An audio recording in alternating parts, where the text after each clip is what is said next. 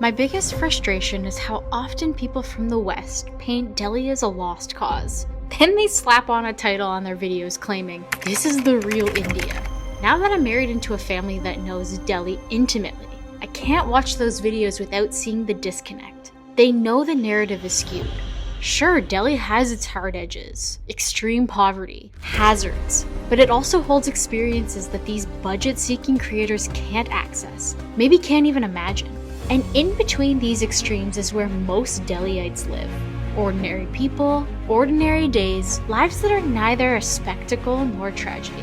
And that's what this series is about. Delhi is lived by the people who call it home.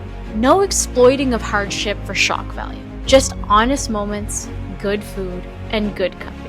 This is the Delhi you rarely get to see anymore on screen. Step inside Bukhara, and you're stepping into a piece of living history. Not just one of India's most celebrated restaurants, but a temple of fire, smoke, and unwavering tradition. For over 45 years, this place has served the kind of Northwest frontier cuisine that speaks of rugged mountain terrain, wind-battered borders, and recipes born in hardship and passed down with pride.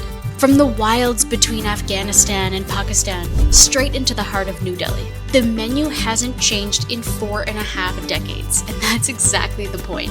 No gimmicks, no seasonal specials, and no chasing trends. They've got what works and they know it. A devotion to craft that doesn't just earn awards, though they racked up more than their fair share, including a spot among the 50 best restaurants in the world.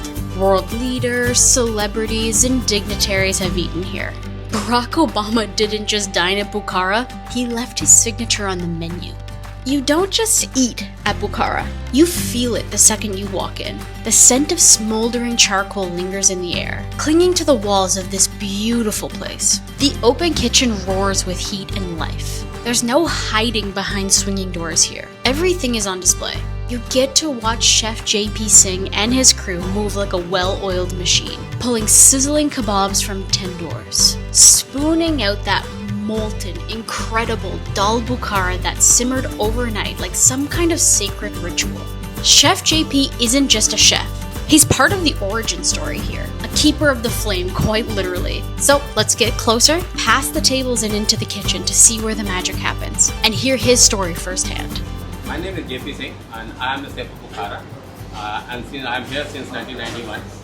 So I am with ITC since 1981, but then I was in Mumbai earlier, then I came back here to this place, and so since 1991 I have been looking after Bukhara. I have a very beautiful team of key chefs here who don't leave us, and in today's days of change, the USP of the restaurant, the menu will never change.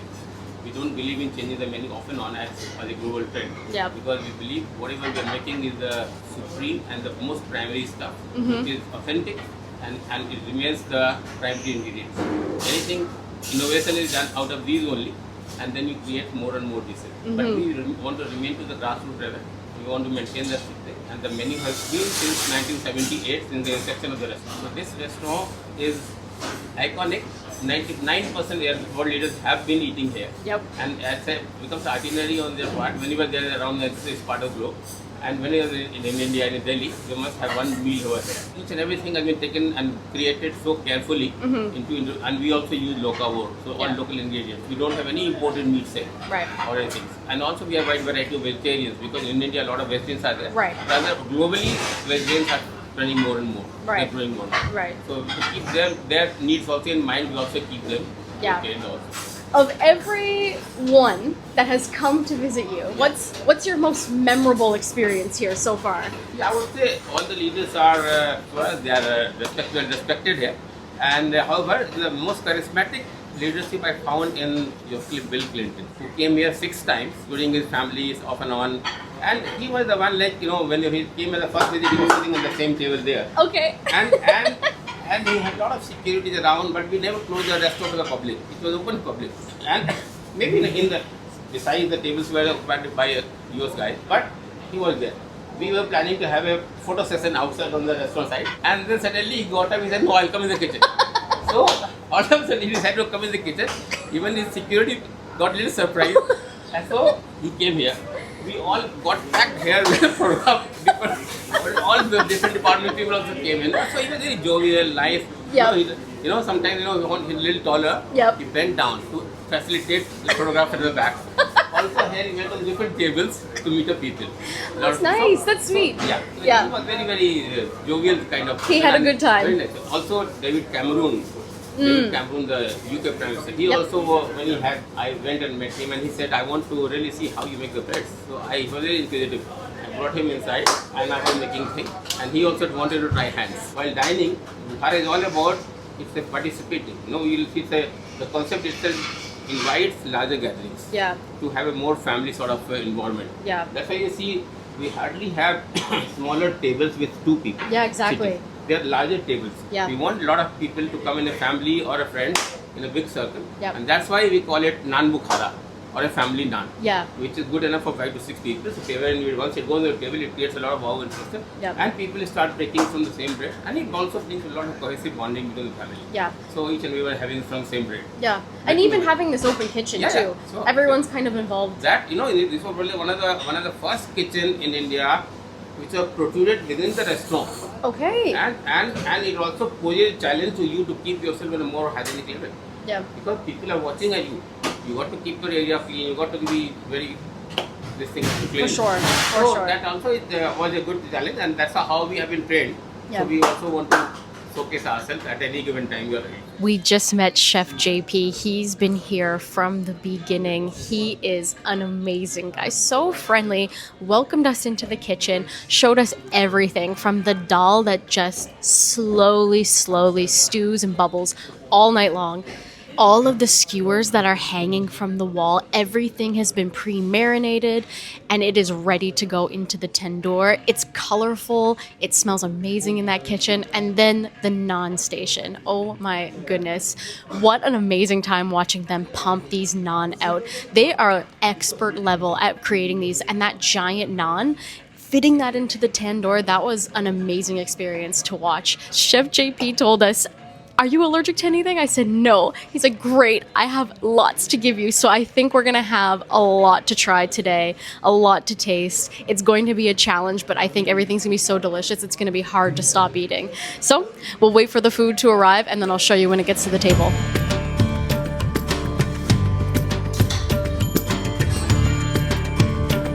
Oh, it's tender. Wow. All right, we have the first round of dishes that have come to the table. We have the fish, looks like it's been marinated to perfection, and then the prawns, which are absolutely massive. So let's dig right into the fish. When I picked it up, it was almost falling apart, like super tender. All of the spices are made in-house. Everything's made by the chef, so everything is really controlled. So let's try this.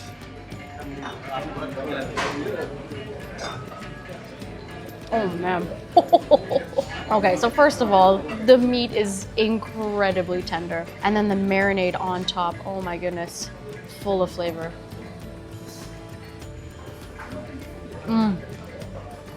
These are nice, big chunks as well. We are in for a treat. Now we gotta try the prawns. So this is just a very small piece that I've broken off. It's huge. Let's give it a try.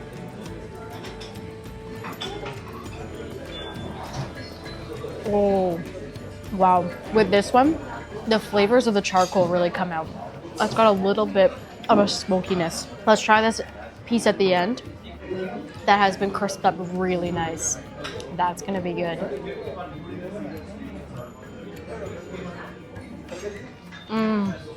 It's got just enough integrity that it's got a little chewiness, but the rest just falls apart in your mouth. Really good start to this meal. We didn't stop there. The next wave hit the table. This time, it was all about the chicken. First up, malai kebab. Tender, marinated in cream, grilled just long enough to hold its shape but melt the moment it hit your mouth. Then came the full tandoori chicken. Charred skin, deep red spice, and smoke that clung to your fingers. I pulled out the drumstick. Still hot, the kind of flavor that only comes from charcoal and patience. Finally, a heaping plate of chicken seekh kebab. Minced meat worked with spices, grilled on the skewers until they barely hold together. So soft, so rich, and impossible to forget. So that was just the first course that came to us. Amazing. Everything was cooked to perfection. I love that they're still using charcoal when they're cooking in the kitchen. And like I was saying earlier, like in Canada, that's something you cannot find. So you're not going to get those authentic flavors that you're going to get with the charcoal cooking. We've got something very special coming up. So you are not going to want to miss the second course. This is going to be insane. That's the secondary round. Wow. Thank you.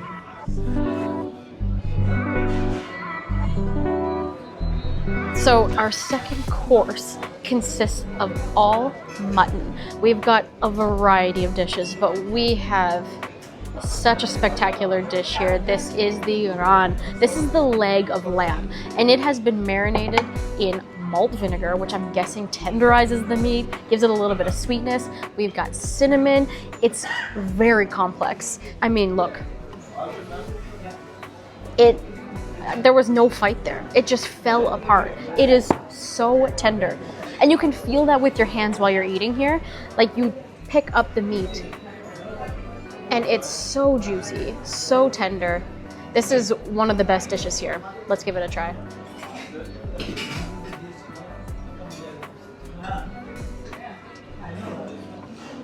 Watch.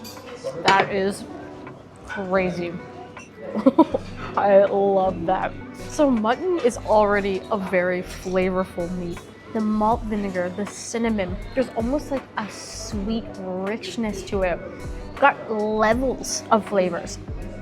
And the meat, I mean, this has been done to perfection. Made in the tandoor? Come on. It is so good. All right, we go in for another bite. This is a really, really tender piece here. Wow. That is fantastic. That you have to try if you're coming here. If you're gonna eat anything, have that for sure. All right, so next up is the bara kebab. This is chunks of lamb, bone in. Oh my goodness, this just like broke apart. I meant to pick up the whole thing. There's the chunk itself. This has been marinated in that same malt vinegar as well as yogurt and then just a blend of spices. It is a big chunk, and we're gonna try that bone marrow in a second.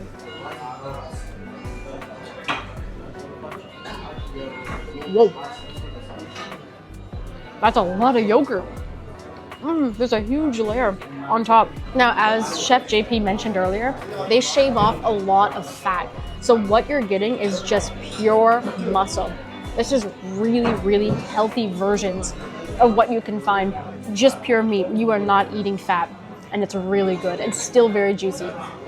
So check that out. That is straight up bone marrow. I'm gonna try to just suck it right out.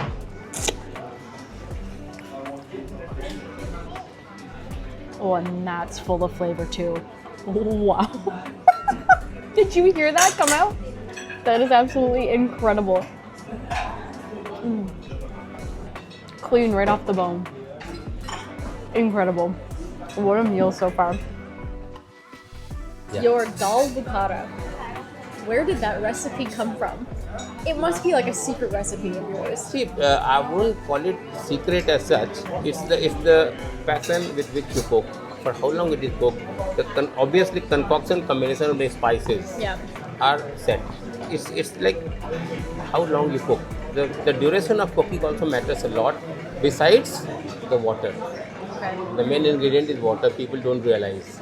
Cooking the same dal here, cooking the same dal in Mumbai, you can bring it near. It cannot be the same. Unless until the water is same. Oh la la.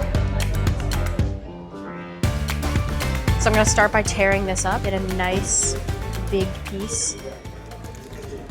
Oh, it's so layered and it's so crispy on the outside. And then I'm gonna go in for a giant scoop of the dal. Look how thick that is. Oh, that is gonna be amazing. Let's go, cheers.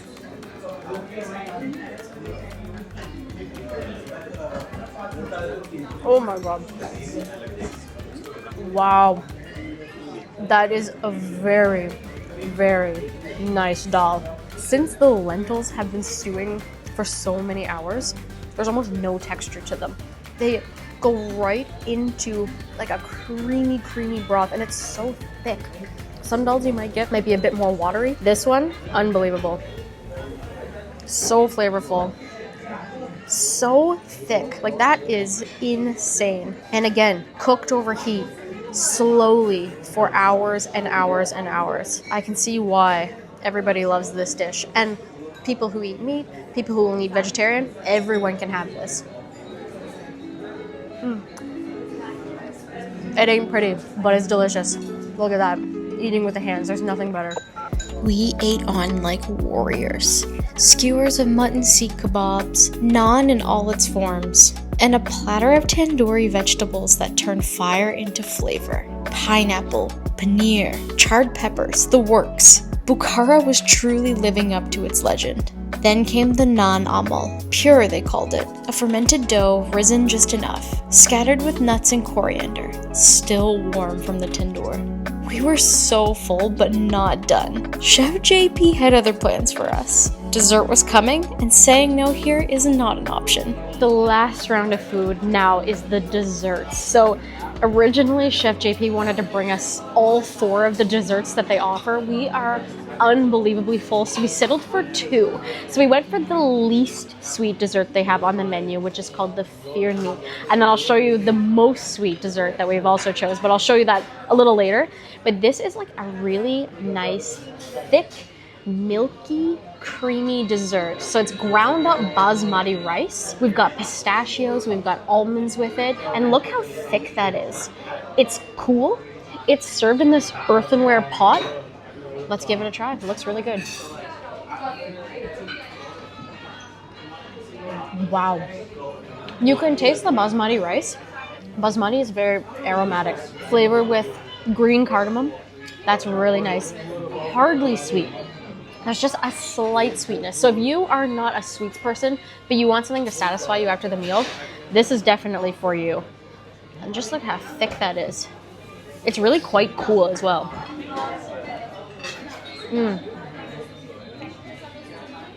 That's really nice. So from their least sweet dessert to maybe one of the sweetest desserts on this planet, gulab jamun. This is one of my guilty pleasures of life. It's one of my favorite desserts of all time. So it's basically this milk solid. This is a giant version of it, by the way, but a milk solid that has been just soaking in a rich sugar syrup. Yeah, we've got this one topped with pistachio. It's been made with cardamom, and it's been deep fried to perfection. Now, look at the sugar syrup. You can just see it. This thing is beyond sweet. And he said that if you start with this and work your way down the sweetness scale, you're not even going to taste the other desserts. So save this one for last. Look at that. You can get small versions of this. This is a pretty massive portion. Not surprised because you saw the amount of food we ate. This matches everything. Let's go. Oh my God. That is divine. If you've never, ever tried a gulab jamun and you come to India, come straight here. This might be one of the best versions you'll have of it. That is insane. So the top coat, because it's been fried, it's not crispy, but it's definitely got like a certain chewiness to it. And then the inside is just super saturated in syrup. It soaks up every little bit of the sugar syrup. Becomes so sweet. Wow. Divine. I have no words for that. That is amazing. Bukhara. Where does the name come from? Today what you call Bukhara was also a part of India at one time. All that Myanmar to all other places, they were all a part of India. And that one time it was never like it's a different country or something like that. So Bukhara, also during the Silk Route, when the travelers used to travel around from European countries to India and from China, they would normally get together there, share their thoughts, their businesses, their eating culture. That's how it transpires. And in literal meaning, Bukhara does not come. Cuisine doesn't come from that Bukhara. So that Bukhara food is totally different. Okay. You know, here the Indian nomadic food, where people used to do a spit fire and then to burn the whole animal and they to eat. Yeah. Also, the major part of it used to get charred and burned. You know, you couldn't eat the full distance. Yeah. So it was nomadic food which was cultured, rectified, and modified and brought to a culture within a five-star hotel. We were the first hotel, a five-star hotel where such kebabs or the bread things were started. Today, if you open a restaurant only with kebabs, probably it will not run. But this is one and a unique restaurant which is doing great since so many years. Yeah. And the menu, people don't get tired looking at it. This has never changed. Yeah. Neither the wood, neither the print. Yeah. This entire menu has remained the same from 1978 Yep. from the inception. And that I mean, almost 48 years has passed. People are not fed up yet. Nope. Yep. You know, today is a global trend where the change of the era of the name of the thing is there. People need a change, but here nobody asked for a change. Yeah. And never we felt also good to change the menu. Yeah. No, people, many regulars, they come without having a look at the menu. Okay, give me like kebab, naan. So they know the menu by heart, and we have had many families who are having generation-wise they are coming, grandfather to son to grandson. You know, we know a lot of people who come here, Yeah. and because we almost cater to 400 plus people every day. There are many people who keep coming every fortnight or a week, on a weekly basis. Sometimes they come for their own with their own family. Yeah. Next time they'll come with the business clients. Yeah. No, so many regulars are there. So the name Bukhara itself, we started because that time the cuisine was also new to the place and we wanted to settle down in this. So giving something rustic food, look at the wall, there's nothing not of much fancy fare.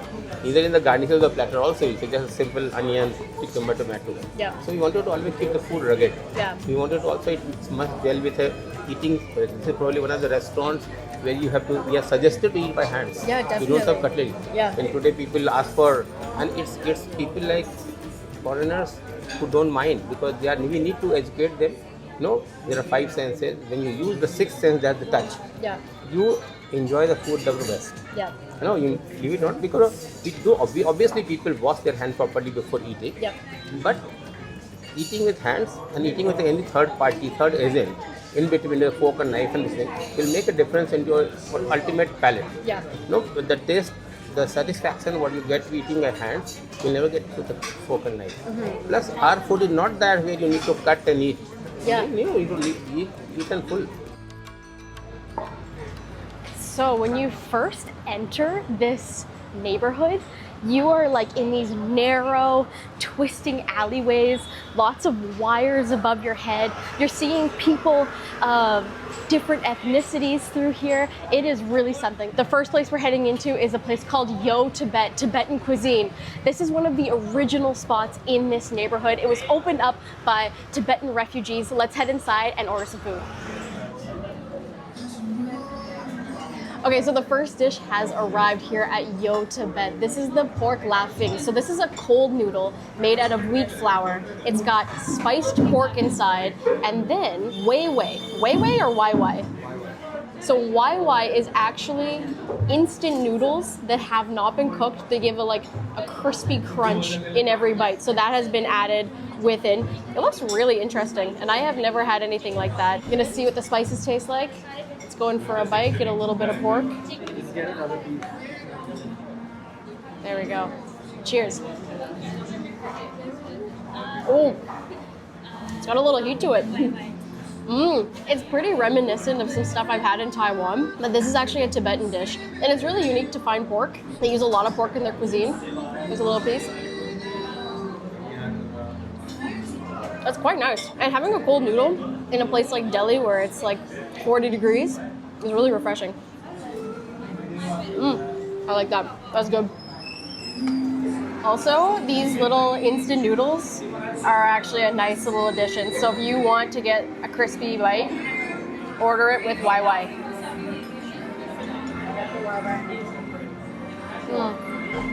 It is good. So flour is used to make the noodles, but sometimes you can get lapping with mung bean noodles, which would also be really good. This is the first thing I've eaten today, and it's about 5 p.m. So the second dish has arrived at the table. This is called moktok. This is like a momo soup. So we ordered pork momo. It is braided nicely on the top. It comes in this like rich broth. It has tomatoes, some fresh veg. Cheers. I love any form of dumpling, momo, soup dumpling, it doesn't matter. I love it all. The pork is really flavorful, but I think it might be wise to add a little bit of the chili sauce that comes on the table, just for a little extra flavor.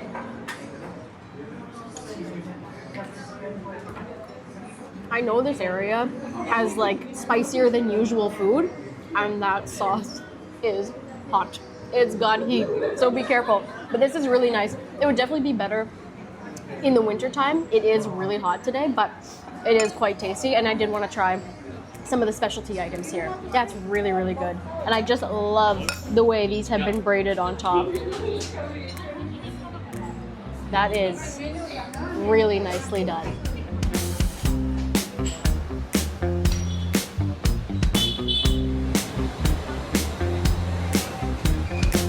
So those two dishes were absolutely delicious. I've never really eaten Tibetan cuisine, but I have been relatively close in Yunnan province, China. But yeah, there's a lot of like Chinese influence. Even that restaurant uses Indian influence. So you're getting kind of like a really nice blend. And it was just kind of nice to have that sort of Eastern Asian influence in the food. It was delicious, but we are heading to the next spot now. We have way more food to eat. This neighborhood's really cool. So we have come to this second spot of the day, the categorical eat pham. This is Manipuri cuisine. I have never even been to the northeast of India, so all these flavors are going to be brand new for me. But we're in Delhi, we are in Humayunpur. This is where you try this stuff. I ordered the smoked pork thali. We have a very big portion of smoked pork. It looks pretty fatty. It looks amazing, looks oily. And a couple other dishes, but the main one that I did want to try is this rumba. Hopefully I'm pronouncing that correctly, but it is mashed vegetables, fermented fish paste, and there is a certain type of chili in there. It is going to be really, really spicy. So do be careful if you can't handle the spice. I don't even know if I'm gonna be able to handle it. But let's go in for the smoked pork first. Gonna eat some of that with the rice. Wow, this is like pork belly. Super fatty, super stewed. There we go. Can you see that? That is a big layer of fat. That's really smoky. That was pure fat. But oh my god, did that ever absorb the smokiness? I wonder how long that's smoked for. That is crazy. Let's go in for this rumba. I see the chili at the bottom. I'm gonna go real easy on that. Mashed vegetables, fermented fish paste. This should have a very unique flavor. Oh, that's really good. I'm trying to see if the heat's gonna start, and it is. Got a good spice to it, to be honest. It's hot. Am I going red? It's hot. It's hot outside, and the food is hot. That is really good. I am really amazed with the smoked pork. That is really flavorful and tasty. Ooh. So a few other things that you're gonna find on your thali dish is like a roselle leaf stew, and then a nice dish made out of yellow peas is what I've been told. Let's give that a try. It is definitely their version of a dal. It's really nice, very flavorful. Nothing like out of the ordinary. Eating it with the rice, it really cools your mouth off after having a bite of that. Did you find it to be spicy? Okay. I wonder if I ate a chili. And then a stew made out of roselle leaves. So this looks quite unique. I'm gonna avoid having a whole chili on its own, but there we go.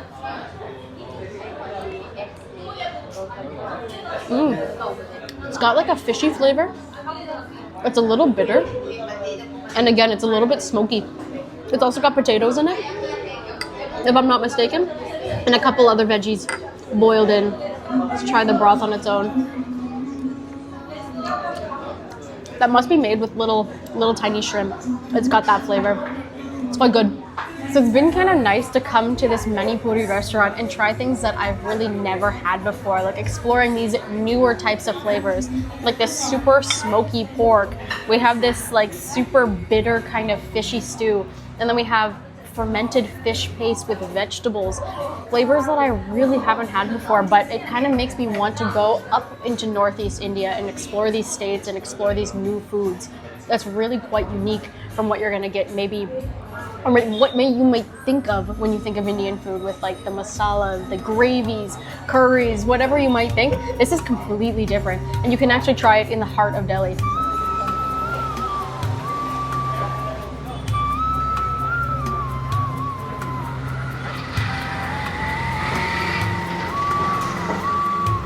Dude, these narrow alleys are insane. I am wondering if Google Maps is actually able to navigate through here. We have a friend of ours that knows the neighborhood really well, and he's taking us around. But yeah, these narrow alleyways are crazy. Can you see the wiring situation here? It is crazy. Super cool though. I'm smelling like a lot of different smells. We've got like fermented fish, fresh vegetables.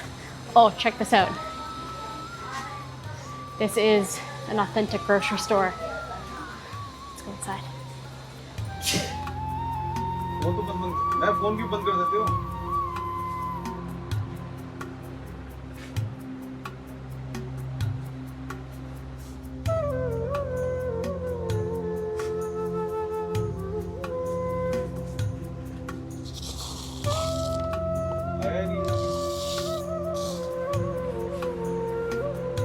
So this is the food that they cook, like some local dishes? It's pork.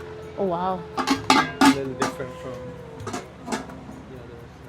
Oh nice. Smells good.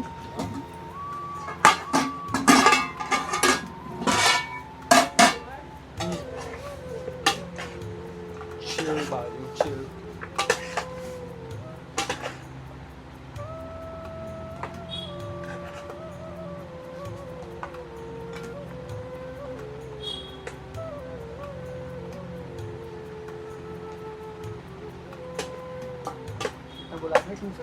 नहीं 300 बाकी chicken आपको 200 मिलेगा बफ आपको 200 मिलेगा. We made a couple stops at these little local grocery shops, and they've got all kinds of different products. That one had like a lot of Southeast Asian products. It even smelled like lemongrass in the shop, tribal shop. It's all within these like tiny little narrow alleys all around Humayunpur. This is very, very cool. Is it like jerky? But it's not like aged. It's just dried and it's dried. Okay, so this is kind of like almost like a buffalo jerky, but it's not actually super dry or aged. Oh. Is it really hard? Yeah. It's flavorful. It's like buffalo jerky. Got some spices on it for sure. That's ultra dry. God, I never eat buffalo. Interesting. Okay, so our final stop of the day is supposed to be La Kitchen. They have 2 locations, almost side by side, but each one of them, because it's Saturday night, is completely packed out.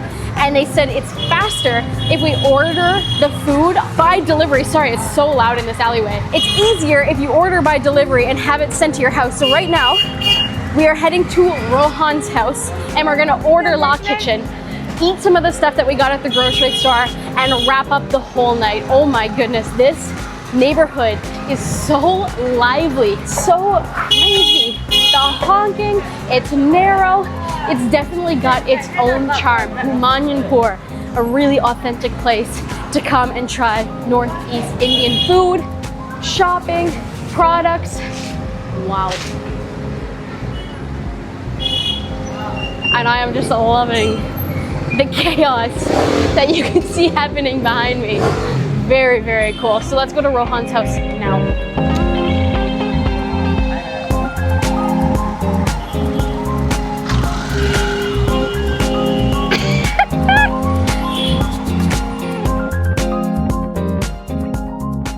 Okay, so we're over at Rohan's house now, and that pork that we just got at that little grocery store is here. We put it on some rice. We're heating it up right now just to try a little sample of it. And then we will do La Kitchen a little later on because it's gonna take a while for that to get delivered over here. Okay, so we got the pork, nice big chunk. We've got rice, and then it's just been like doused in oil as you saw him serving. Let's give that a try.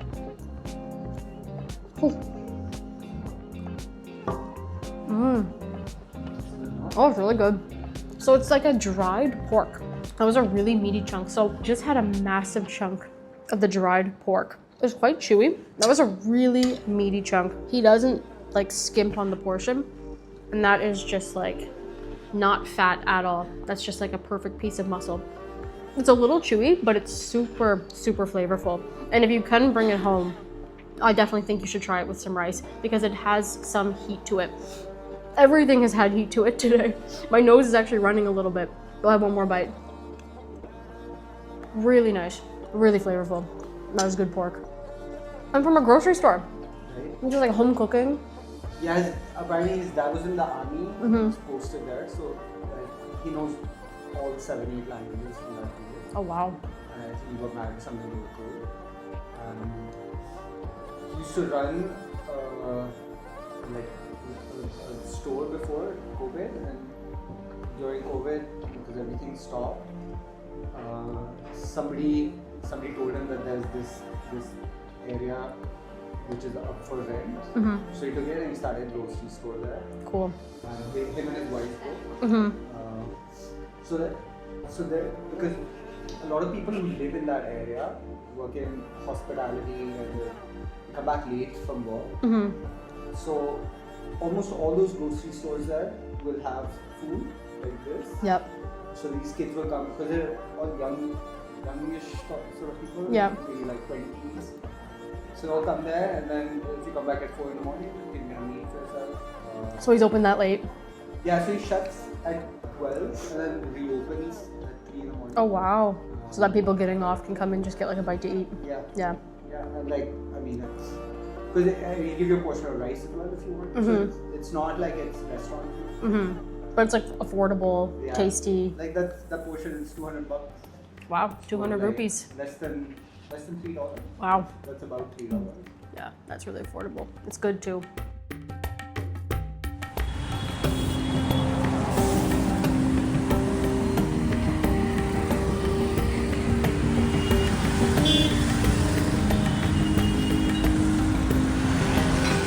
Okay, so we are fast forwarding a few days later.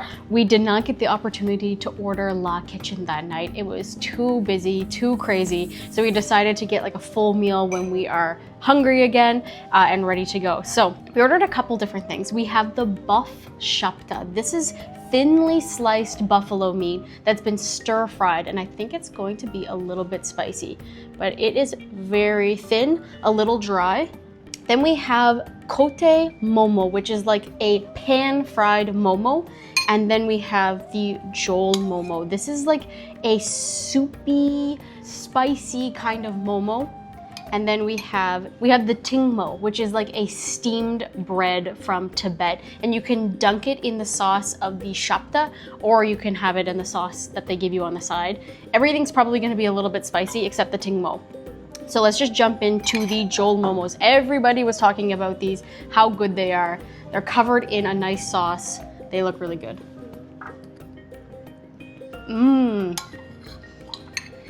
I love that sauce on top. So those were chicken on the inside. Super flavorful, super warm, not too spicy, not overly spicy whatsoever. But let's go in for the shapta. Buff, nice thin slice. Have a look at that. Stir fried with some onions. We got sesame seeds on top. Let's give it a try.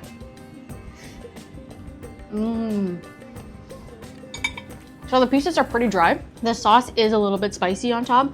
Nice onions in there, cooked down to perfection. Let's dip the tingmo right in. Get that sauce on a nice steamed bread. That's nice. It really reminds me of like the baos that you get in China. They also have like a soup. Have you tried this? Is it super spicy? It is spicy. They got a chili sauce on the side. Dunk the tummo in that. Red hot heat. Wow. Super flavorful. Then we have the kote momo, which is like a pan fried, almost like a pot sticker. And I think we got chicken as well for the meat. Welcome to Delhi. I am kicking off this massive food tour right here in Delhi. And tonight I'm taking you through the historical community surrounding the Nizamuddin Dargah. The Dargah is a Sufi shrine dedicated to Hazrat Nizamuddin Aulia. So I'm gonna be taking you through these narrow alleyways. We're going to be eating. We're hopefully seeing some Qawwali music. We'll see about that. And we're just gonna explore this ancient community. It's really cool here, super vibrant. But first, we need to eat. Let's go.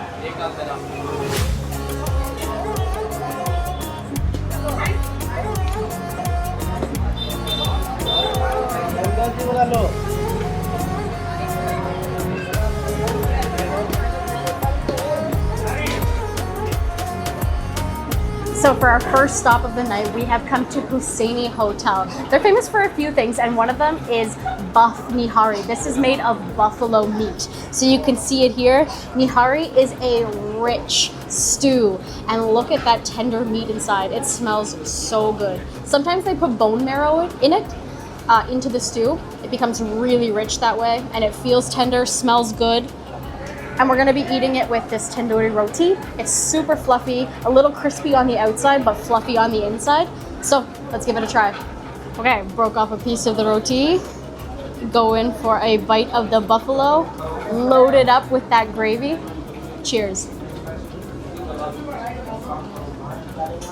Oh. Whoa. Damn, it's kind of spicy. The meat is super tender.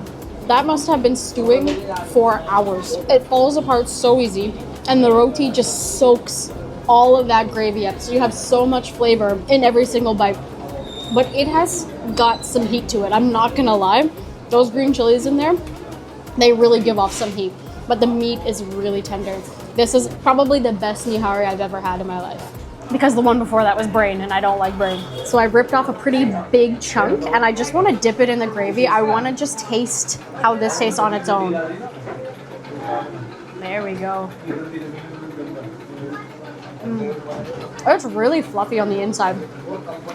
This was a nice soft piece, but that gravy is so rich, so buttery, honestly. It's very oily on the top. If you are a health nut, this is not the dish for you. So good. Really, really nice. Woo. I am spiced out, but that was so delicious. It was nice to kind of sit in an AC'd room after all that chaos. But yeah, this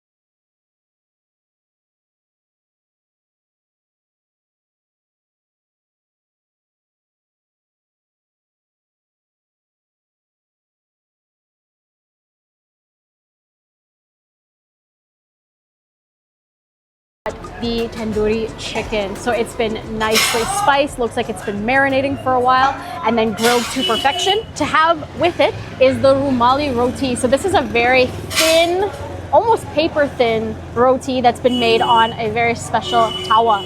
So I'm excited to try this. Let's dig in. It is very smoky. We've got a fan on us to keep away the mosquitoes. So I'm gonna tear a piece of that. Oh, that is elasticy.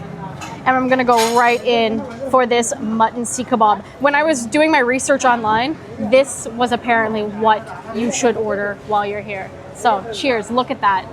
So juicy. Got spices coming off of it, looks flavorful. Let's go.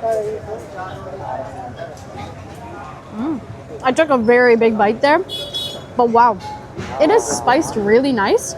It's super minced. Like you wouldn't need teeth to bite down into this kebab. It is minced up to perfection. I'm just gonna have a little bite without the roti. Try the meat alone. You like chew it up into a powder. Oh, that's really good. We will go right in for the chicken. I'm gonna go in for a nice grilled chunk. Look at the color of that. Looks like it's been marinating for a little while. Let's go. Oh, my hair. The flavor of that was insane. The grilled on the outside becomes so smoky. So every single bite, super smoky. I mean, just look at this. That is so grilled. Oh my gosh. We actually ordered one more dish. I'll show you that when it comes. Recommended by a local. Chicken chengezi. We're gonna order it. Waiting for that now. This is really good.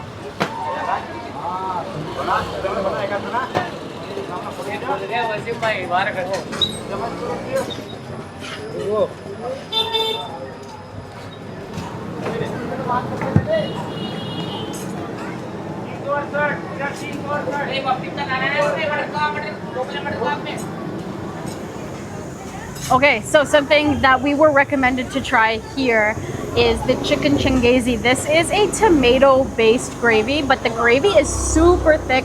I can see ginger in there. It's just covered in coriander and what? Cream? Yeah, cream as well. So we are gonna be trying this with another tandoori roti. Super fluffy, super crispy in places. It looks really good. It smells amazing. Let's go right in for a bite. The food we've been eating tonight has been amazing. A lot of meat. There we go. Cheers. That is so tomatoey. There's not a lot of spices in there. It doesn't have a lot of heat to it like I was expecting, because now my mouth's on fire from the food we've been eating earlier. But it's just got a nice flavor. The cream on top is a nice addition. Coriander gives it a nice earthy taste. It's delicious. Yeah, this is a really good recommendation. We have just been sitting here for a while enjoying the food, the kebabs, the tandoori chicken, the chicken chengezi. So good. What a feast. And it is just chaos out in the roads. It's very charming in its own way. If you can get past the chaos, it's got its own charm. Like, you aren't gonna get this in many places in the world, and this chaos is all part of it.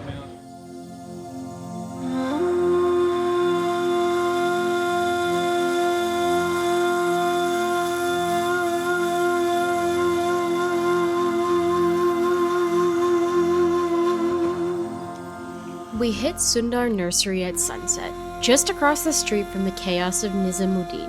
One minute you're dodging rickshaws and motorcycles, and the next you're in a green oasis of calm. Trees, stillness, and centuries-old tombs. Humayun's tomb stands at the heart of it all, built before the Taj Mahal, but with that same Mughal flair. Persian lines, Islamic geometry, and the red sandstone glowing like fire at golden hour. Domes, calligraphy, jali screens. It's empire carved in stone, like a love letter to the afterlife. But Humayun's not alone. The grounds are dotted with tombs. Isa Khan's is tucked in the corner, older and a bit more raw. Octagonal, modest, but proud.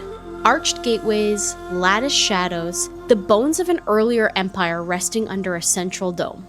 Sundar Nursery isn't just a park. It's Delhi's soft side, a place to breathe, to walk without dodging death on wheels. And in the middle of it all, a street food stall run entirely by women, serving up hot masala tea and snacks with zero fuss. This will be my first chai of the trip. Let's go. So within the nursery, there is a stall here called Nizamuddin. And this place is really cool because it's fully run by women, women only. They have a couple little snacks you can try, but since we are so full, we are just gonna pick up a chai, sit in the park, and kind of let our bodies digest a little bit. So let's go. Chai, this is the first one of the trip. I am so happy that it's coming in a clay pot. You got the best taste coming out of the clay pot. So here we go, first one of the trip. It is so hot to be drinking a hot drink. But they do say this will cool you off a little bit better. It's nice. It's not too sweet. Tastes really good. So there might be one other thing in this nursery that we are gonna go try. Stay tuned for that. But for now, we're just gonna kick back, relax, and enjoy the shade because it is crazy humid here in Delhi in September.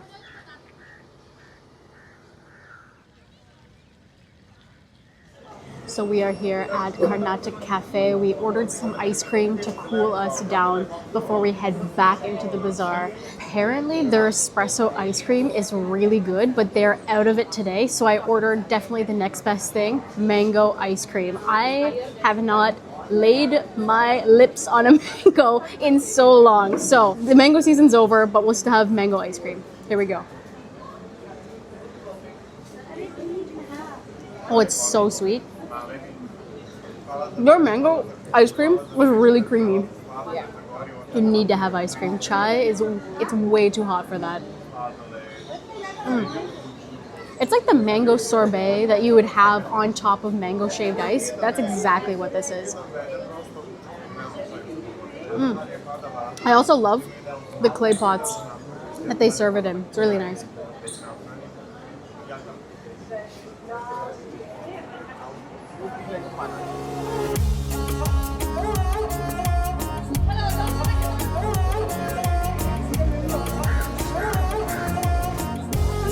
It is absolutely mental trying to get through these narrow alleys with people driving. Oh my God, do you hear the honking?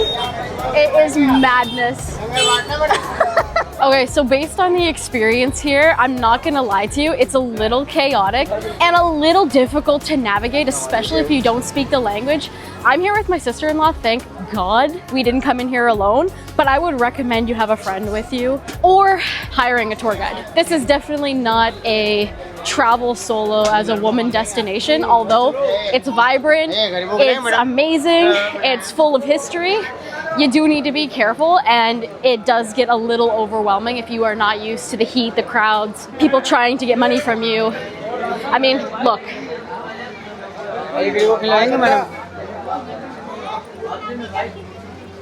But we are hoping for the live music, so if that happens, it's gonna be amazing. Full experience was really good today, overall. We twisted our way through tight, colorful alleyways, walls pulsing with life and brilliance. At the heart of it all stood the Dargah of Nizamuddin, the final resting place of Hazrat Nizamuddin Aulia, a Sufi saint whose influences stretches across centuries and faiths. This isn't just a tomb, it's a living, breathing sanctuary of devotion. Every Thursday night, as the clock edges towards 9:30, the courtyard comes alive with the sound of qawwalis, and we arrive just as the music began.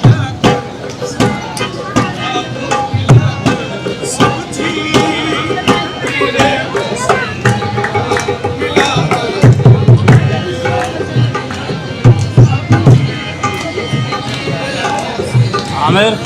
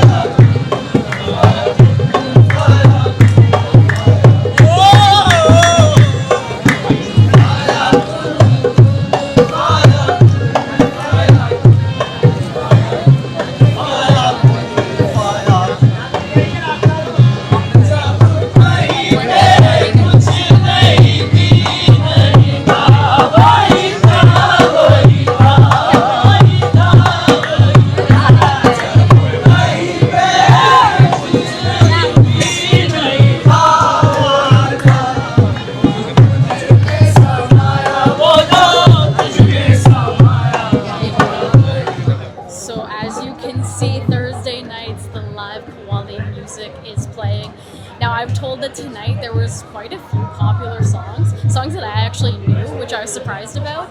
But the crowd is just loving it. It is beautiful. There's lots of singing. People are joining in. It is gorgeous, and it really just happens right in front of the Dargah. So it's quite a spiritual, devotional style of music that they're playing, but it makes sense because it's right in front of the Dargah. So I am so happy that we did get to witness it. We were really not sure if it was going to happen, but you can hear it picking up behind me. Thursday night, 9:30. That's when it happens. So make sure you come here to experience it. There's really nothing else like it. The energy is something else. We're going to listen to a few more songs, wrap up the night. Okay, so I am at my first location of the day for a South Indian breakfast. This place was recommended by one of Sukhmani's best friends, Rohan. His family is from South India, so he saw my original list and was like, you can't go to these places. You need to go to the places that I choose. So this is the first location of the day. It's pure veg breakfast. Let's head inside now and order up some dosas. All right, guys, the first course of breakfast has come out. This is the idli. So this has been steamed. It is technically a rice cake made out of fermented rice batter, and it has been steamed and it is puffed up so nice.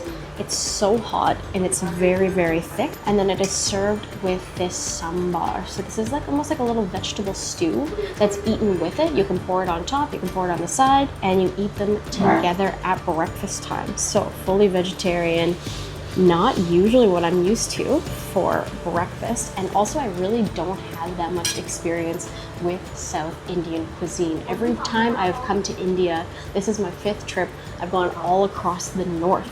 So this is kind of like new flavors for me. Although I know a little bit about South Indian food, this is kind of the first time I'm venturing into it. And then hopefully next time I come, I get to go to South India. So comment below if you want me to come to South India next time. Just gonna pour a little bit of sambar on the idli.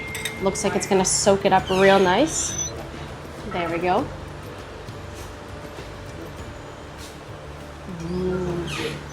Really rich and savory sambar. The rice cake is really nice and chewy. That's got like air pockets. So all of the sambar has sort of melted into those pores. Soaked it up real nice. I'm just gonna go ahead and take like a chunk and dip it directly in. I don't know if that's like a faux pas, but let's go in. Get a fully submerged dunk. Look at that. Wow. Sambar has a lot of different flavors. It's like tomatoey, and like hints of coriander. There's a little bit of spice to it. It's a really nice, like hearty vegetable stew, but it's got a little bit more to it. A little bit more of that Indian influence. And this type of breakfast with like the fermented rice dough and batter is very healthy. It's good for your stomach. It's fresh, it's steamed, nothing's been fried. Very, very healthy breakfast. I can't complain about that. That's absolutely delicious. Really, really good. Okay, so the second dish has arrived. This is their ghee podi dosa. It is made with ghee and then like a very special spice blend called podi. This is like a South Indian style spice blend, and it is ultra crispy on the outside. It's absolutely massive. So you just break off a piece, take a little bit of the filling, and go ahead and eat it. So let's do it. I really have never eaten these before. I think I had one way back in 2017, I want to say, and I don't even remember eating it really. So cheers. Oh, I just ate a green chili. That's hot. It's made originally with like a fermented rice batter, and they spread it out on a grill really thin. It's ultra paper thin and crispy as well. It's almost like a chip. It's so good. I mean, it's just been covered in spice. You have potato in the center. It's so damn flavorful. And then I take some of this potato mash in the middle.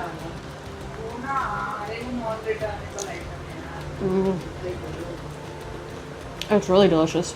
Something that I do want to try, and it's for my friend David. David's been here. He is absolutely obsessed with coconut chutney. Now, I've never had coconut chutney before, so I'm doing this for him. And then we'll add some coconut chutney. Let's go. It's very light, to be honest. There's not much to it, to be honest. It's quite good, but I don't find that it adds really anything. Let's try a little bit more. All right, let's give it a try again. Oh, very light. Like I said, super healthy breakfast. Really good for your stomach. There's a lot of crunchy bits in there. It just adds like a nice light coconut flavor to everything, but it's so overpowered by spices and green chili that I don't find you taste it at all. I really do love this crispy thin batter. It's excellent. What a fun breakfast. Here comes the coffee. This is the South Indian filter coffee. Comes with sugar. Oh, it's super frothy on the top. Thank you. Look at that. Wow. That's probably going to be 5 million degrees, so I'm going to let it cool off just a little bit. A lot of people will like pour it into a couple different like vessels to kind of like froth it up but also cool it off. I don't have that, but I'm gonna let it cool for a few minutes before I dig in. Editing for David taught me pretty much the only things I know about South Indian cuisine, and I know he loves this filtered coffee. I actually sent him a picture of this breakfast a few minutes ago, so thanks David for that. I know he's covered it here in India. I know he's covered it in Miami, in New York, and pretty much, in London, pretty much everywhere he goes. I am gonna take a risk here and take a sip. I do need to be so careful not to burn my tongue. Filtered coffee from South India.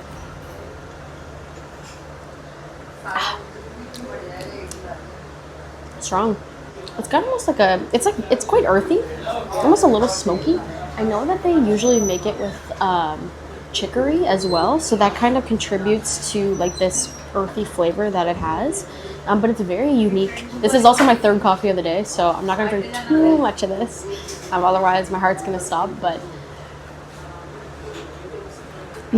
what a nice way to start the day. Nice healthy breakfast, nice lovely coffee. 10 out of 10. Good start to the day. That was really delicious. Good recommendation, Rohan. So I am going to hop back in the Uber. Actually, you know, I booked the Uber for 3 hours, which is something you can do in India. It's kind of a good way for you to explore the city without having to call a new Uber driver every single time. Or if you don't feel like riding in auto rickshaws, especially on like such a hot day like it is here today. So we are now heading to Lodi Garden. We're gonna check it out while we wait, and I think it's gonna be beautiful. So let's head into the Uber now and continue on. But there is much more food coming, so make sure you stay tuned for that. Believe it or not, escaping the insanity of Delhi's hustle is pretty easy to do. Lodi Gardens is one of those sanctuaries smack down in the middle of the city. And if you know anything about Delhi, you know how important it is to have space to, well, breathe. I had a bit of food to digest, so a nice long stroll was just what the doctor ordered. But for most, Lodi Garden pulls people in for its raw, easy beauty. Crumbling tombs, tangled trees, and the echoes of old empires. Every day this place hums quietly, while the rest of Delhi blares and burns. I wandered alone, grateful for the silence, for a moment of stillness in a city that, well, for the lack of better words, never shuts up. Guys, oh my god, I just had the craziest scare. My microphone fell off my bag at some point in the garden. I didn't notice until way later. I looked back at the footage and I'm like, oh my god, I lost it so long ago. So I was panicking and I was hoping that I would just retrace all my steps through the gardens. And then I noticed that it disconnected from the receiver. So I was like, oh, a game of hot and cold. So I was following my receiver around and waiting until it connected again. And then, thank god, it took me about 20 minutes, but I found it. I thought maybe I'm gonna have to go to the shop and get a new one, or I'm gonna have to do the rest without a microphone, but hello, we're back. And it disconnected, or it connected again. Everything's good, thank god. Whew, I just had a little scare. Okay, Rohan is here. I'm gonna head over to him now at another exit and join him for lunch. Let's go. Okay, we have come to a super local spot, Andhra Bhavan. It's like a canteen. We're gonna have a thali, we're gonna have biryani, we're gonna have a bunch of stuff, and people are just here having like, everyone's eating a thali, to be honest. If I'm looking around, it smells really good in here. So I'm excited. This is Rohan's suggestion for us. He loves it, and everyone else that I talked to where we suggested this place, they were like, yes, you have to go. So it's like working class lunch, very local style, not fancy whatsoever, and the food is just coming out on these metal trays. We're gonna be eating with our hands. I am excited. Okay guys, we have a feast. Like, this is insane. And these guys are just like running around, bringing food out at top speeds. Eat with your hands here. So we have their thali. This has different dishes. It's served with rice, it's served with a sweet, it's served with curd. And then we have these 3 different dishes at the top. We have like your run-of-the-mill dal, the lentil stew. We have this vegetable called drumstick. I'm really excited to try that. Then we have like a little bit of a carrot side.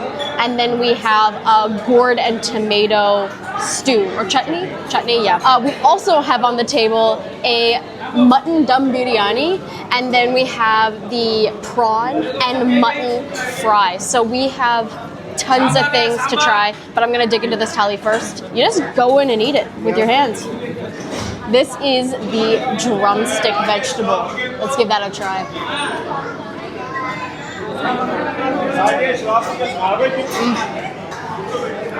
Yum. It's almost like a curry. Yeah. Did you just scoop the dal with your spoon?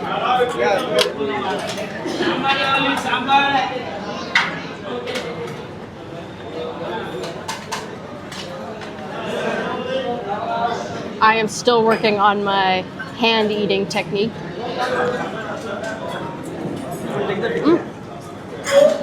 They're coming around making suggestions on what you can try. It's time for some of the carrots.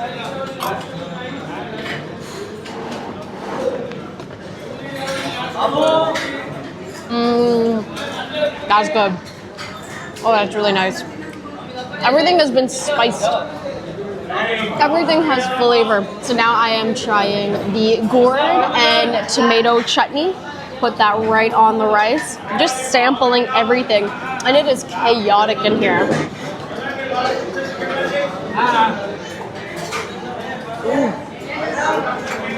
Everything's so good. Thank you. So this would be like purely veg. Yeah. So if you order the thali, everything on your plate is going to be purely veg. We obviously ordered some meat on the side. We have the mutton, which I'm gonna try first. Try that in with the rice. Mutton fry.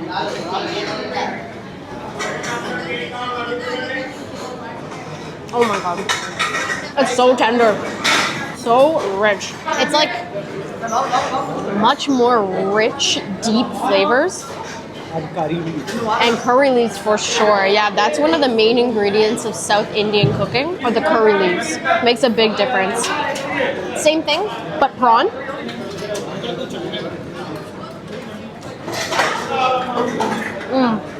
It's nice. The prawn's good, but that mutton is insane. It is so tender.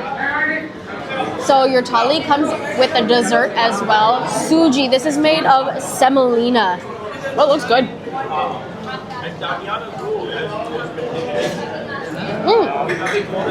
It's nice. It's pretty light.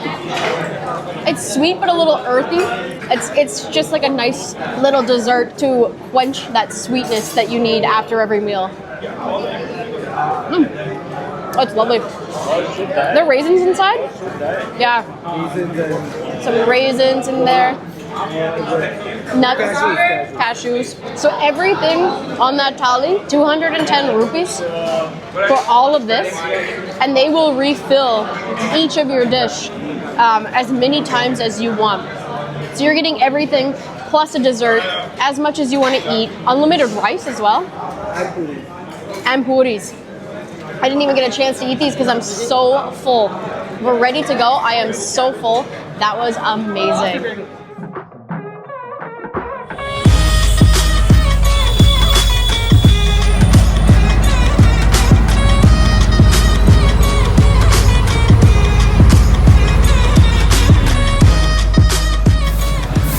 guys, I am back out this evening. I just took a rickshaw to get here just for nostalgic purposes. I'm in Hostkos Village. This place is such a weird neighborhood that I actually stayed in for quite a while back in like 2018 or 2019. And I just remember it was like monsoon season and it was so strange to me, and it's just hilarious to be back. And the next restaurant that I chose for South Indian food is actually in this neighborhood, but I felt like I should take a little walk around. I don't remember exactly like where I stayed in this neighborhood, but there's a park over here, and yeah, it's an interesting neighborhood. Stayed in one of these old houses, but yeah, my god, brings back memories. Always getting dropped off right at the gate and then having to walk all the way in here. Just hilarious to think back. This place is so strange, like Hostkos Social. I remember going there for breakfast and the music was so loud. It was like a nightclub. This place definitely has a certain vibe. Anyway, I'm not gonna walk around too much longer. I don't want to stay out in the evening since I'm going solo. I'm gonna go straight to Coast Cafe and get some Kerala style seafood. So some more South Indian cuisine. Haven't touched seafood. We had the prawns earlier, but this is gonna be completely different. So let's go.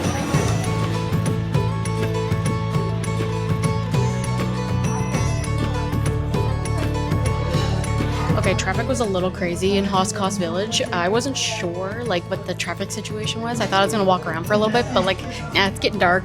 Came straight to the Coast Cafe. It's up on the 3rd floor, up a crazy spiral staircase, so do be aware of that. People with mobility issues, there's a lift. Take the lift. They were super narrow. But this place has such a cool vibe, and it's like really good Kerala style cooking. Now, I've never eaten here before, so I can't attest to that yet.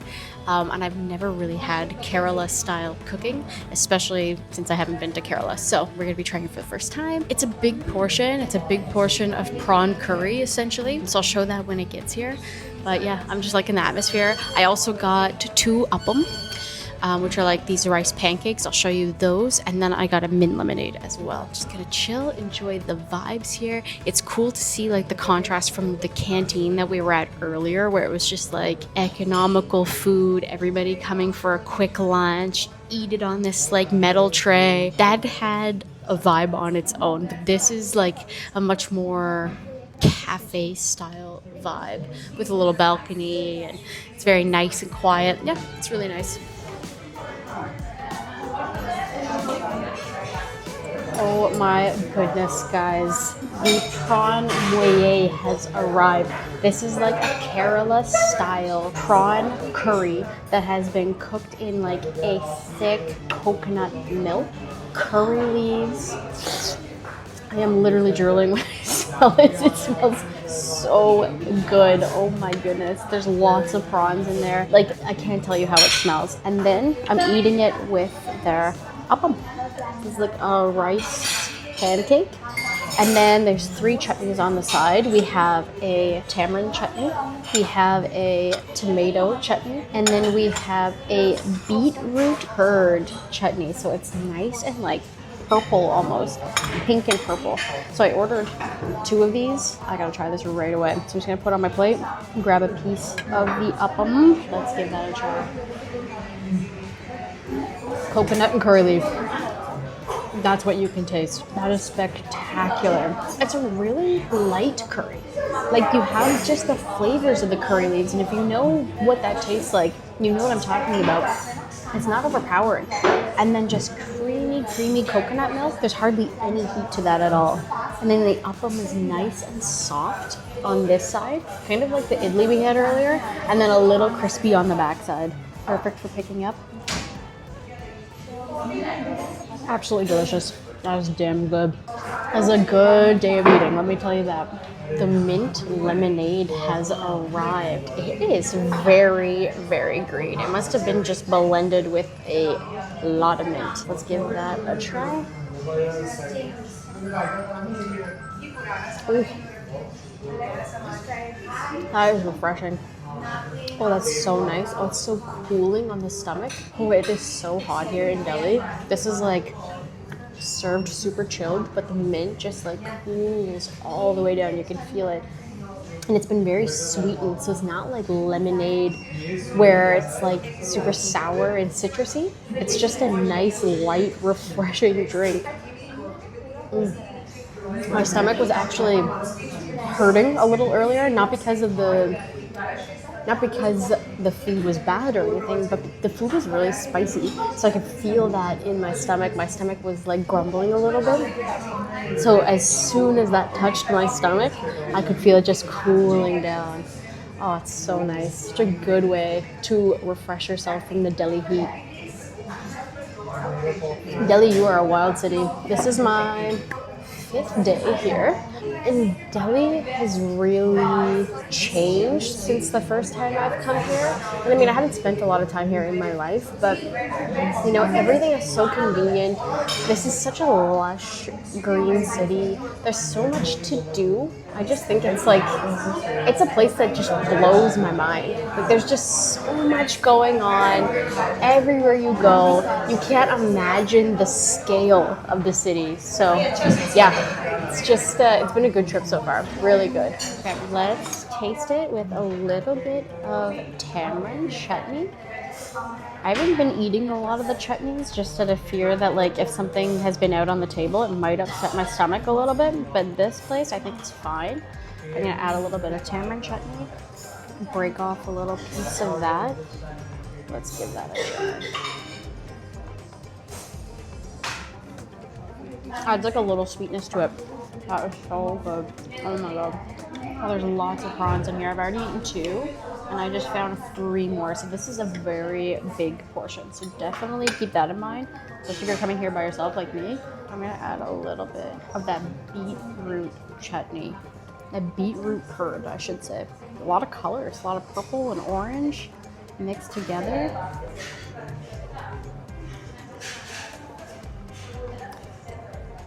Wow, completely different.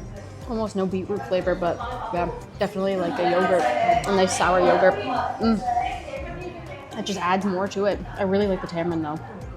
A little bit of sweetness on top, really pairs well. Highly recommend this. This really makes me want to go down to Kerala and just eat all of the prawn fish curries that they have, all of their dry fries, anything cooked with the curry leaf. I just love those flavors. Oh my god. Prawn moye.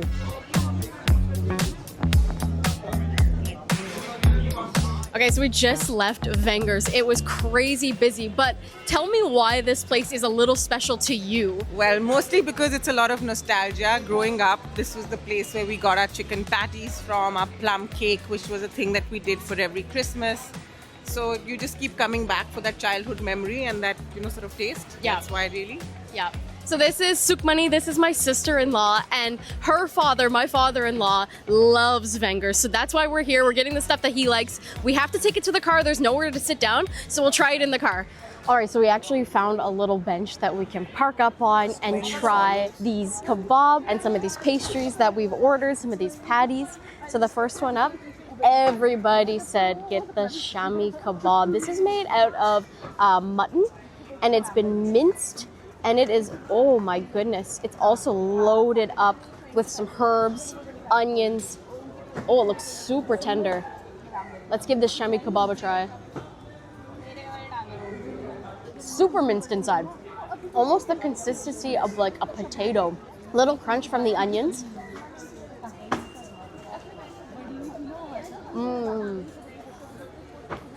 Fresh coriander in there as well. Really nice altogether. Very easy to eat because it is so soft inside. This has been fried on the outside, I'm guessing. Yeah. Hello. Hi. Hello. Hello.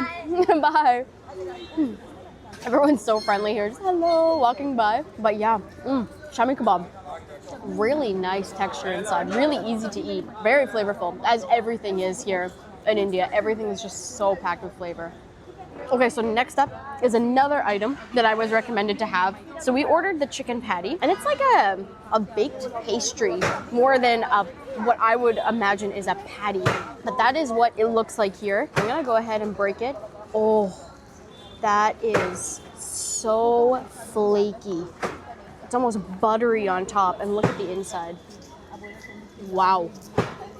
So packed with chicken, looks like pepper. Wow, it's very peppery and super flaky crust. Look at that. There's so many layers there.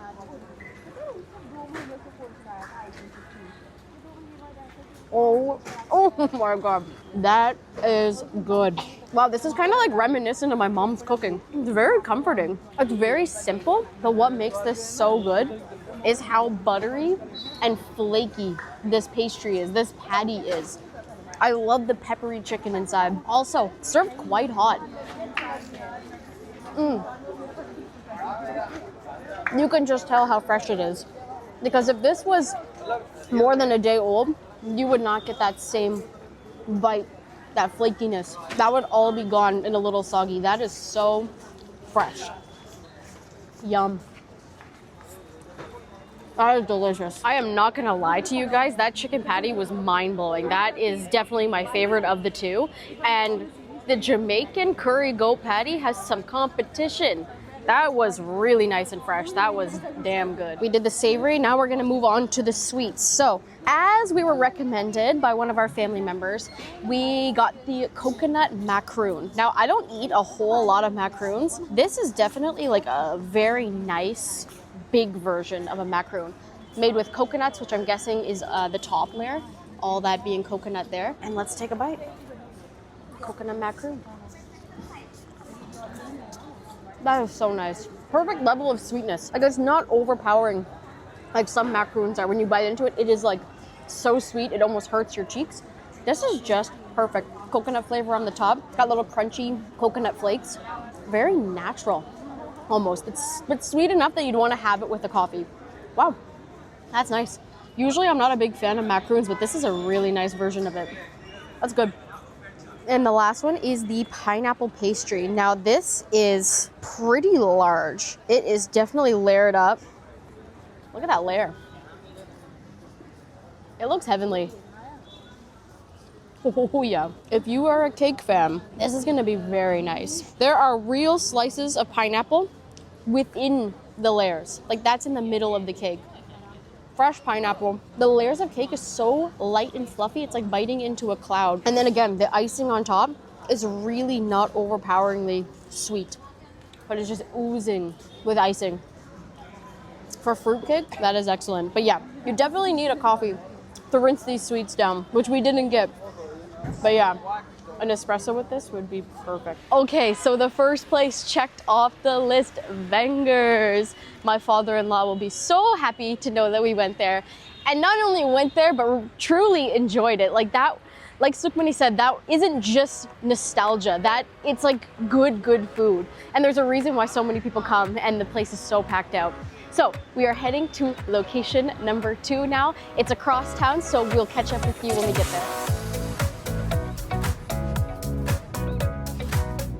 I think one of the misconceptions that foreigners portray when they come to India is that it's just one giant glob of chaos.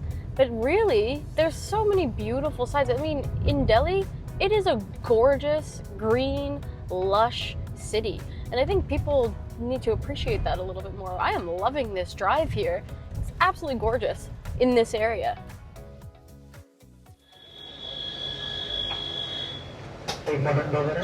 So as you can see behind me, we are at Kent's. This place has been around since 1985. And if you ask anybody in my family, especially my husband, he'll say, Kent Burgers. So we're here to have one of their burgers. It's more of like a street food kind of joint, but even one of our family members drove in 45 minutes just to join us for this burger. So I'm guessing that it's really good. Definitely one of those guilty pleasure street foods. So let's go and order a burger right now.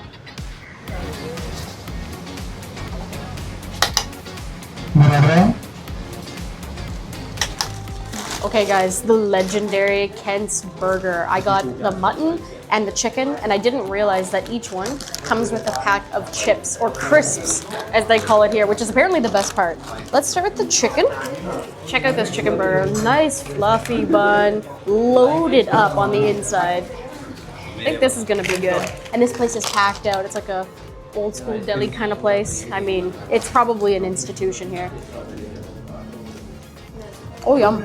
It's pretty crispy on the outside, but I think what always surprises me is that these patties or even this burger, I mean, it's got stuff in it. It's seasoned from the inside out. It's not just plain chicken. Looks like there's onions inside, there's spices, maybe some green chili in there. The chicken burger is my husband's favorite. Now my sister-in-law, who's not here at the moment, her favorite is this mutton burger, so I had to order it for her, see what the hype's all about. That's quite flavorful too. Also, we're not just talking about plain minced meat. That was jam-packed with seasoning. We got onions, we got coleslaw. It's spicy. This one's better, in my opinion. Sorry, Harsh. Harsh probably doesn't like it because it's spicy. It is a bit spicy. You're right. Yeah. So that was such a good experience. Such a cool little street food stall, but it's nice and clean. Everything is cooked up fresh, as you just saw in the kitchen. They're coming fresh out of the fryer. You are gonna get a nice, hot, crispy burger every single time. I think we're probably gonna take a rest now and then come out later on when it's not so hot and eat some more of these deli classics.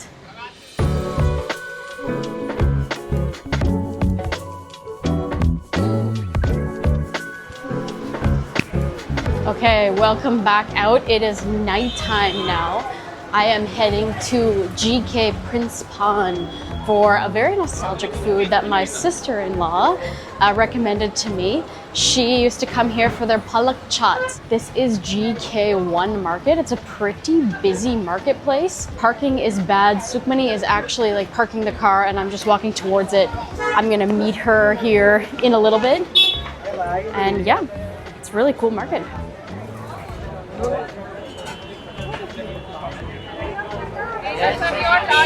This is special tiki?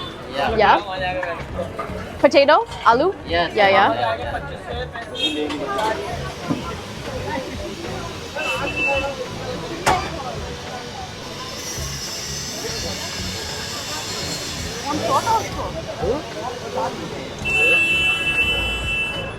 I'm such an idiot. I just filmed a whole section without pressing record. Okay, so let's try the palak chaat. I've already had a couple bites, but I want to show you. These are spinach leaves that have been covered in a batter and fried. So they are quite crunchy. It has been smothered in yogurt. We have tamarind sauce, we have coriander, we have chickpeas on top, a ton of things. So let's give it a try.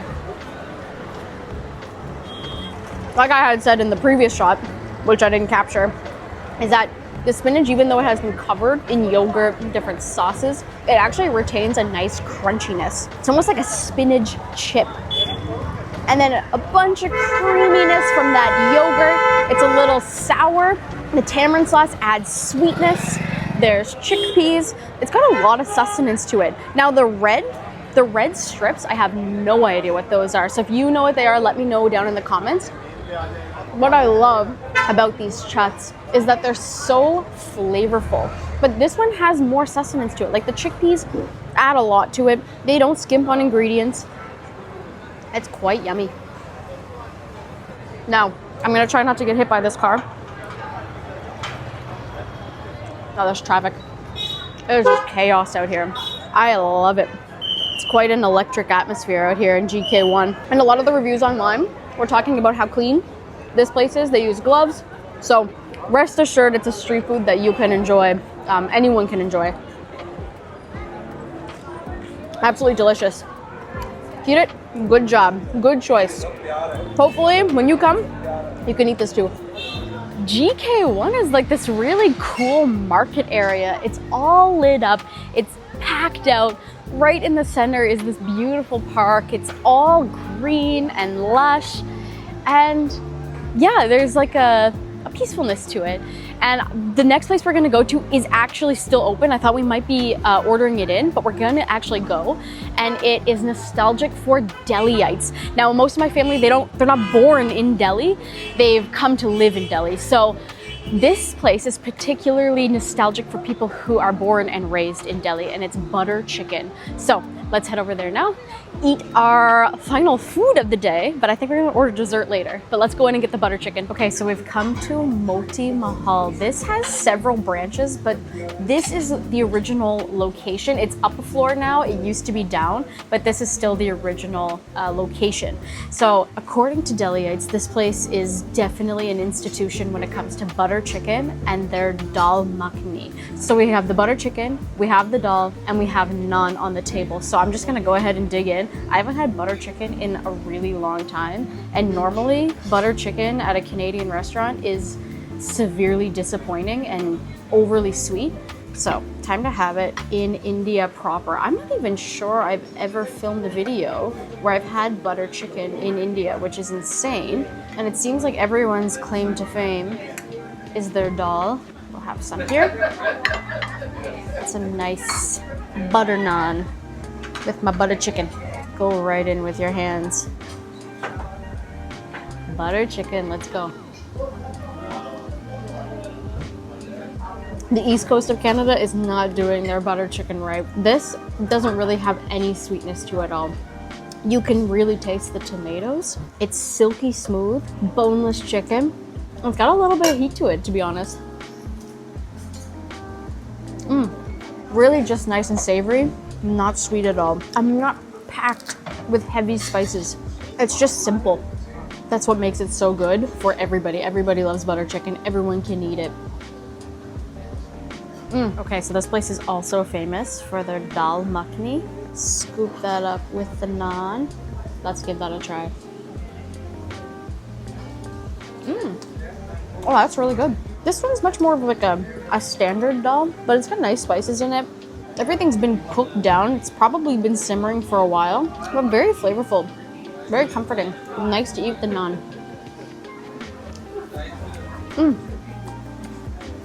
Really nice. If you've ever eaten at this location, let me know down in the comments if you think their butter chicken's good. That butter chicken was like straight up good. Like, I have nothing to say other than that was really delicious.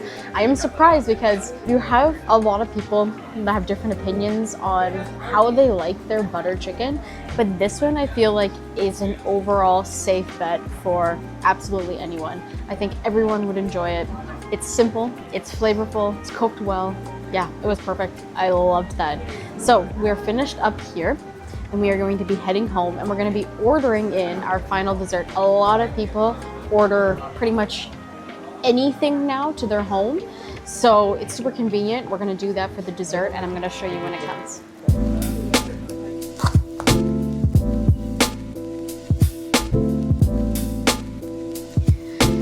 Okay guys, welcome back to my sister's house. She ended up ordering for me a dessert, which is very nostalgic to everybody we spoke to. It's Nirula's hot chocolate fudge. This is the junior size, if you can imagine. And I was on the phone with my husband earlier, and I told him we were getting it, and he was like, oh, it looks incredible. So what I can see is that there's ice cream. It looks like a chocolate fudge, like sundae sauce, nuts. Oh, it looks amazing. Let's end the night strong. Oh, that is the definition of decadent right there. Look how much fudge is in this cup. I couldn't even tell like what it was when it first got delivered. I think my main beef with like Dairy Queen and McDonald's sundaes is that they put only the fudge at the top. This seems to go all the way down to the very bottom. Now, I've seen a couple Nirulas around Delhi, so there's multiple branches of it if you did want to stop in, but you can also just get it delivered to wherever you're staying and have it in the comfort of your home. So Supuni's not really feeling good, so we ended up coming home early and got it delivered instead of visiting the actual location. If you are a sweet lover, India is a paradise. That was a full day of eating nostalgic foods for my family and friends who spent any amount of time in Delhi. Vengers for my father-in-law, that is his favorite classic Delhi place for him. We have GK Prince Pan, where we had the Palak Chat. That was for my sister-in-law who now lives in Canada. Kent's Burger. Everyone seemed to love Kent's Burger, but that is definitely a place that is very nostalgic for my husband when he was living here in Delhi. The butter chicken and the dal makhani from Moti Mahal, that is like a Delhiite classic if you were born and raised in Delhi. And then of course, any sweets, but this hot chocolate fudge from Nirula's, everybody had this on their list. So it was absolutely delicious. I hope you enjoyed coming with me on that adventure today. Thank you so much for watching and stay tuned. We have more videos coming from India soon. Bye.